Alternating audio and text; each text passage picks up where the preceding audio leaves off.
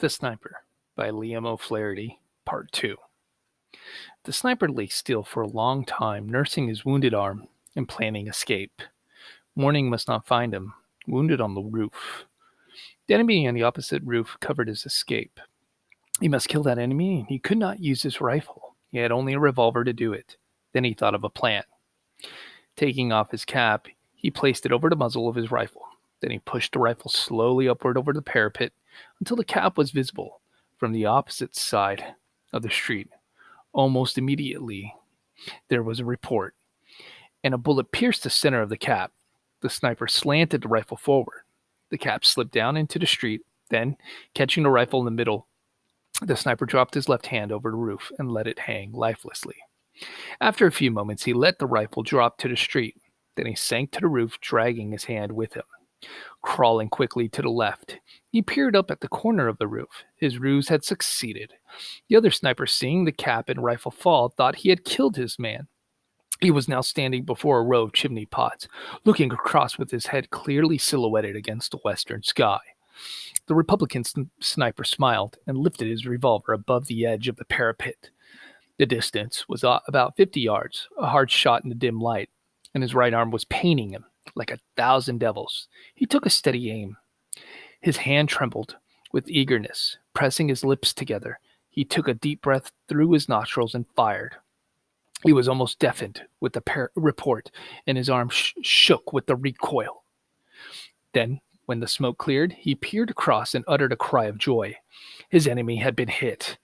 He was reeling over the parapet in his death agony. He struggled to keep his feet, but he was slowly falling forward as if in a dream.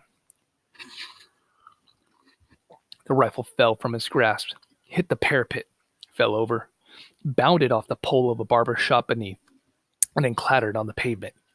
Then the dying man on the roof crumpled up and fell forward. The body turned over and over in space and hit the ground with a dull thud. Then it lay still.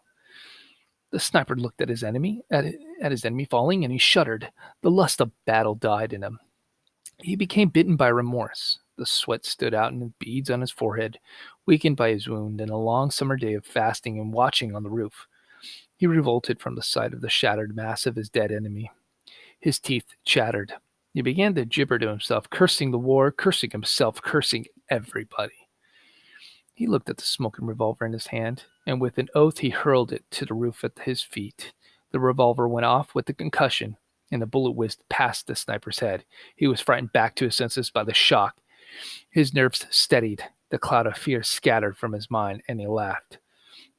Taking the whiskey flask from his pocket, he emptied it at a draught. He felt reckless under the influence of the spirit. He decided to leave the roof now and look for his company commander to report. Everywhere around was quiet. There was not much danger in going through the streets. He picked up his revolver and put it in his pocket. Then he crawled down through the skylight to the house underneath. When the sniper reached a laneway on the street level, he felt a sudden curiosity as to the identity of the enemy sniper whom he had killed. He decided that he was a good shot, whoever he was. He wondered, did he know him? Perhaps he had been in his own company before the split in the army. He decided to risk going over to have a look at him. He peered around the corner into the O'Connor Street. In the upper part of the street, there was a heavy firing, but around here, all was quiet. The sniper darted across the street. A machine gun tore up the ground around him with a hail of bullets, but he escaped.